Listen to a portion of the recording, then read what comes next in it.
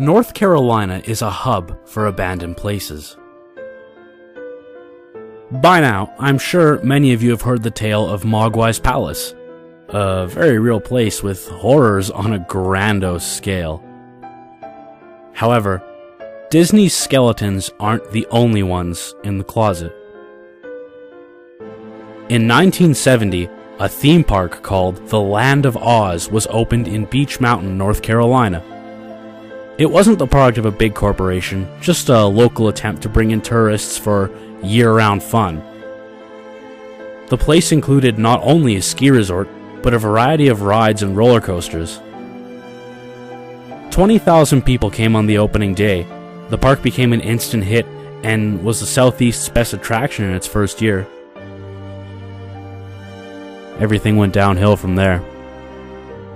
Profits began to drop off, and the owner's death complicated matters even further.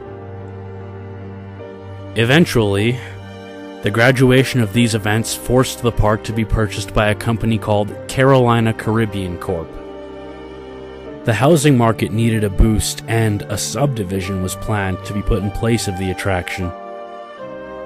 There are reports that the cast of employees who played the park's characters have been joining together for reunions since 2010. Photos from these reunions were later proven false. The company had made another unsuccessful attempt to cover up their mistakes and clear their names. They never built that subdivision. Over the years, the park began to fall into disrepair. What made them leave? In 1975, the Emerald City section of the park suffered a fire. Nobody was killed or injured, but many items were damaged in the blaze. The cause? Employees.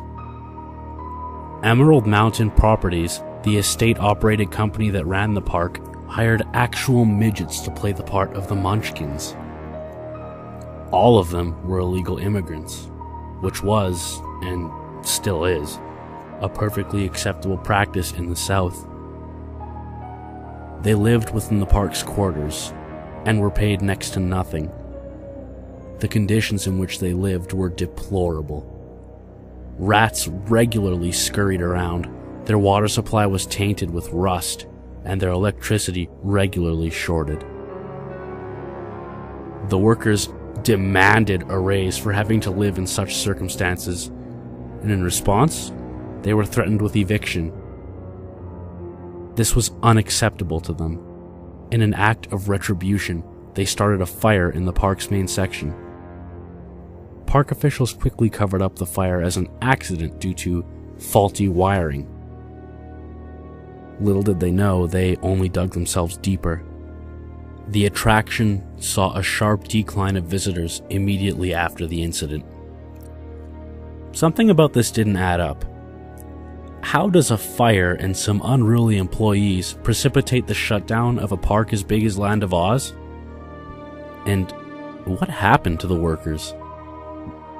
Until recently, both of these questions remained unanswered.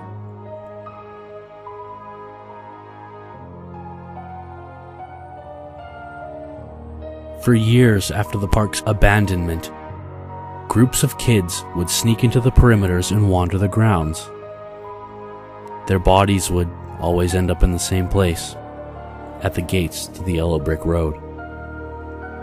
They were severely mangled, usually to the point of being beyond recognition. On one occasion, a note was attached to the chest of a 17-year-old girl with a knife.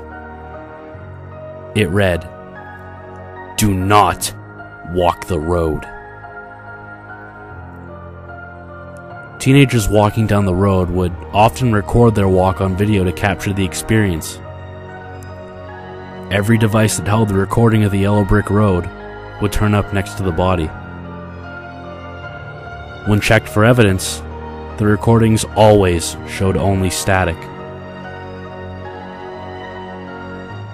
A team of researchers decided to investigate the mysteries involving the yellow brick road, as it was the park's most infamous section due to all the death that had occurred behind its walls.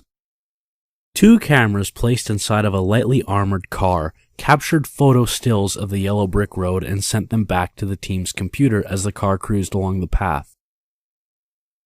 The car was operated by way of remote control. This is what they found. The first shots were normal. A heavy fog permeated the air, reducing visibility. Scraggly, overgrown trees poked out of the sides of the road. Bricks from the road were missing, and the road's surface was covered with an overgrowth of weeds. 1 tree blocked the road, resulting in a slight delay. As the car continued to travel, shots revealed what looked like bodies dropping down from the trees. Either the bodies were preserved extremely well, or they had died recently, as almost no decomposition had taken place. They were hung by rope at the neck, but no signs of live motion were indicated by the camera's motion detection.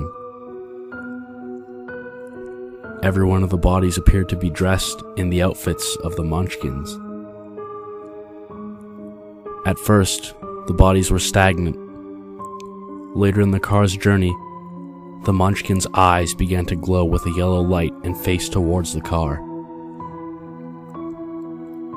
There were no expressions of life on their faces, just illuminated, ghastly eyes. Emerald City loomed in the distance. In the pictures, bloody handprints began to materialize on the car's windshield. Subsequently, the clarity of the pictures was greatly reduced. The remote system allowed the utilization of the windshield wipers, which obviated the problem rather quickly. When the entrance of Emerald City was directly in front of the car, the level of disrepair became apparent. The building was still charred in some places from the fire of 1975. Cracks were visible in the walls, and the once bright green paint was now dull and peeling away. That was only the tip of the iceberg. Short, plump men dressed as Munchkins stood rigidly at attention. Thin mustaches curled over their thick lips. Their arms were straight down at their sides. The employees were unnervingly alive, but they didn't seem to notice the camera. Each one of them had an unsettling, wide, and creepy smile on their face. None of these men made a move as the car passed them by. They only kept that unblinking, emotionless smile. 2 piles of dead bodies bordered either side of the double doors, all of them Munchkin employees. The researchers warily looked at what was in front of them, snapshot by snapshot. Snap! 3 more Munchkins appeared out of the darkness. They blankly stared at the car.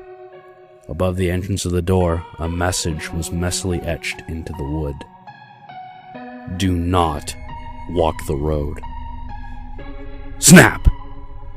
20 of the Munchkins or more appeared in front of the car. All of them were nearly identical in appearance. Snap! More bloody handprints covered the windshield. Through the crimson tint, Munchkins could be seen standing on the hood of the car. This was the last photograph before the camera's signal was lost. The car's remote guidance system went haywire, and expert technicians couldn't find a way to fix it. Me? There's no way in hell I'm going in there. Creatures like that need to be contained. People like me? We need to stay blissfully unaware.